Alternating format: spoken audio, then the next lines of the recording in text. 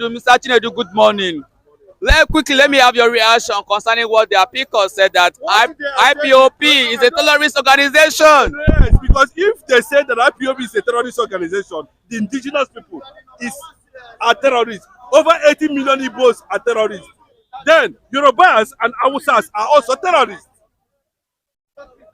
What will now be the fate of Mazen Abdikano that is still in detention of DSS now that they describe the Apicos has now confirmed that the IPOP is a terrorist organization?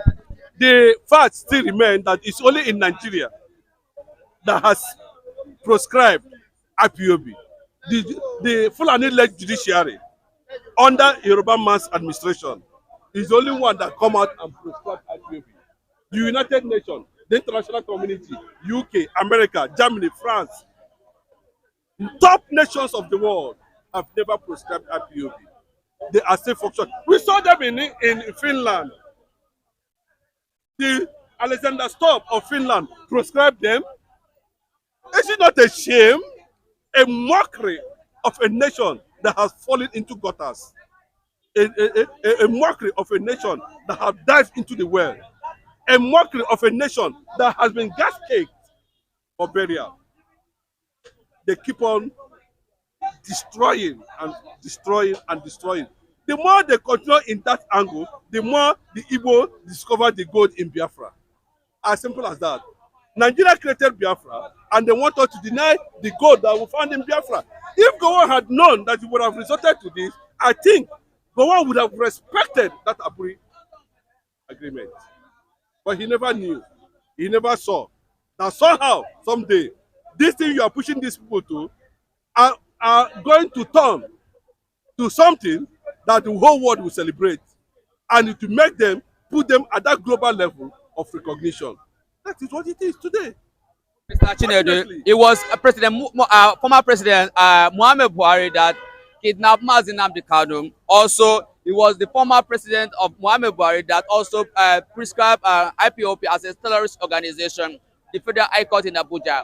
Another state high court in Enugu State also counter it that said IPOP is not a terrorist organization. Now there was a conflicting judgment.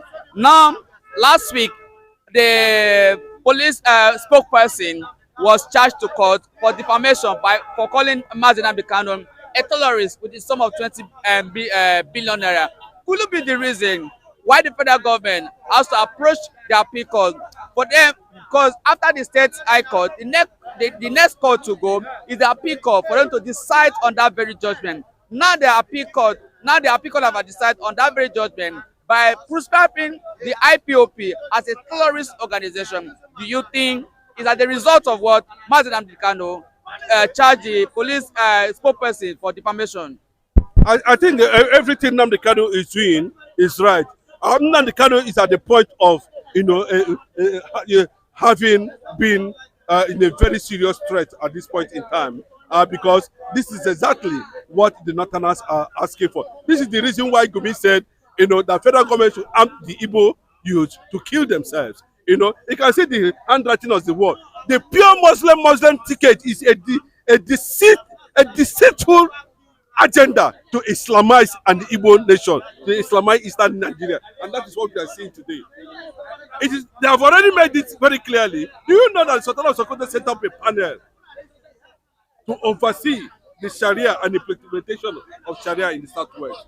And after that is done, they are heading to the eastern part of the country. But let me tell you, that will be the red line. That will be the red line. They know. The Yorubas, I've not seen, it was not on record that Usman Danfodio stepped his foot on Southwest. But I didn't know how they became Islamized. And it's almost like 50-50. You can see how the Christian Southwest now are agitating for the release of Mazen Abdikano, because I'm foreseeing mass exodus of Christians in Southwest down to Biafra land. It's going to be a big deal. The world is going to know that the humble looking of a lion does not mean that the lion is weak. They have continued to force Igbo man to resistance, and what is going to come as a result of that is fury. If Mazen Abdikano dies in that place, my brother, Yorubas have virtually declared war on Igbo. people, and there will be consequences. No, I'm telling you the Mr. truth. I'm telling Chinedu, you the truth. Mr. No, Chinedu, let me tell they you. are very Let them first. continue. No, it's Just not hold very on. fair. It's not very fair too. Let them shut down the government of Southwest based on antecedents of Bola Ahmed Tinubu, because his adamancy is signaling that there is something he's having about Igbos, Nnamdi Kanu, with the Fulanis. But the very first has also demand the immediate release of Mazi Has Nnamdi no Kanu. political strength. Has no Afẹ́nifẹ́re politically is the weak. apex body of the Yorubas. Affirms has been calling for Mazi Nnamdi Kanu even during the time of Buhari. But don't you think Bola Ahmed Tinubu might listen to the Bros, AO if call this time whether we around? listen or not, we are not interested. We know that Mazi Nnamdi Kanu's life now is at stake. And the whole Southeast governors should know that there will be no government. See, bros, I will tell you, if anything happen to Mazi Nnamdi, all the governors, I pity them. You see, bros, if it is ordinary sun, we go turn am to bomb. Ordinary sun, we go carry am. God of heaven and earth, anywhere where we send them, we go. Because this embarrassment. Mr. Chinedu, some people that just wait, hold on, Mr. Chinedu. Some people that interviewed that said since they are PICOD has reaffirmed that IPOB is a terrorist organization, that they also advise the IPOB to go and change their name to another group. So don't you think that is the best idea that to is change? why they continue to put fear on everybody, push you to unconsciousness. Something that was recognized by United Nations. Who is bringing that kind of stupid idea? That's how they control your consciousness. Have they been able to control the consciousness of Mazi Nnamdi Kanu for how many years now? Maybe Nnamdi Kanu would have deviated like others. Some in your convictions and in your ideology, you do not go against the body that regulates self-determination in the world, which is United Nations. Acknowledge, sign, under below human rights. I think the Supreme Court will make the final judgment on this very issue. Let me tell you, he cannot. What is it? Is it not the same court that set Nnamdi Kanu free? Is Nnamdi Kanu outside now? The Fulani has controlled the structure of Islamization in the judiciary, in the political space, in the oil sector, everywhere. With the help of these people, they call themselves Takapan. Look at Erofai now. Look at Amechi. They say we should carry gun. He himself, when they carry gun, when you are the Nnamdi Kanu told you, serve these people and come back crying. Look at Amechi now. Wike. You can see how he's throwing his leg up and down now. It's just a matter of time. The consequences of that will come. Let me tell you, they have been telling them about these people for a very long time. They have been telling them the consequences of extremism against the Igbo nation. They have been telling them, a lot of people have been saying it. It took Israel 460 years or 430 years or thereabout to produce a Moses. And when the Moses came, the Red Sea, you know what happened? Let them continue. They are enjoying it. Just like during the Nigeria Biafra war. When this man came to Lagos, Philip Effiong came to Lagos to have a ceasefire agreement. The Yoruba turned it to surrender. These the same people. They should embrace it. I told you, they must embrace it. So they must embrace them.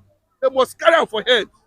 Because it has come. When they were dining with them, they never knew that Awolowo was not a Muslim.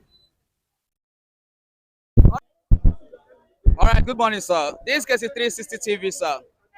Please, I want to have your reaction concerning what the appeal court described the IPOP as a terrorist organization. So let me have your reaction on that, because Mazi Nnamdi Kanu, being the leader of the IPOP, is still in in DSS detention. Now that the appeal court has described or reaffirmed that Ipob is a terrorist organization, what will now be the fate of Mazi Nnamdi Kanu being still detained at the DSS custody? But first and foremost, anything that is still in the court habitation, we do not need to really talk about it. But my own summary is that maybe the IPOB are not putting their information in the right context. Maybe they have to look for a competent lawyer, a very sound that is very sound to defend them. As for me, IPOB is not a terrorist organization. There are people that are fighting for their own rights, for their own agitation, and that is who IPOB is. They are not agitators, they are not terrorist organization. That's my own humble take about that. Could it be as a result of when Mazi Nnamdi Kanu, through his lawyer, charged the PRO, the police spokesperson, federal government now took the matter to appeal court, that made the appeal court to reaffirm the indigenous people of Biafra as a terrorist organizations? No, no, no, no, no, no. The thing is just that they are only trying to use that as a way to suppress them. To suppress them for them not to come out to agitate. That's what they are doing, to suppress them. And I want to say something. I want to say something is that the way they are doing will not have issues to build the people. We have three tribes. We have the Yoruba, the Hausa, and the Igbo. The Igbos have been marginalized. So they are using that IPOB to oppress them. But if I am in the IPOB situation, who will change name? Who will change name? You understand? When you change name, it's actually a very good thing. The federal government should not ascribe them as terrorists. But just as what I've said, they are not terrorists. From my own opinion, they are not terrorists. That's my own opinion. All right, so all viewers all over the world, this is 360 TV. We are in the state of Lagos State to have people reaction concerning the trending topic and issues in the world of politics here in Nigeria and all over the world. Here with me is Mr. Olajide. Mr. Olajide, it is reported that the appeal court has confirmed and also affirmed that IPOP is a terrorist organization. Do you think that what appeal court affirmed would be a soft landing for the Igbos? Casey, I'm highly disappointed that our court is not seeing the light of things in the way it's supposed to be. I'm sorry to say that. In my own opinion, that's my own opinion. What I'm saying is just an opinion. Anyway, IPOB is not a terrorist organization. No, it is not.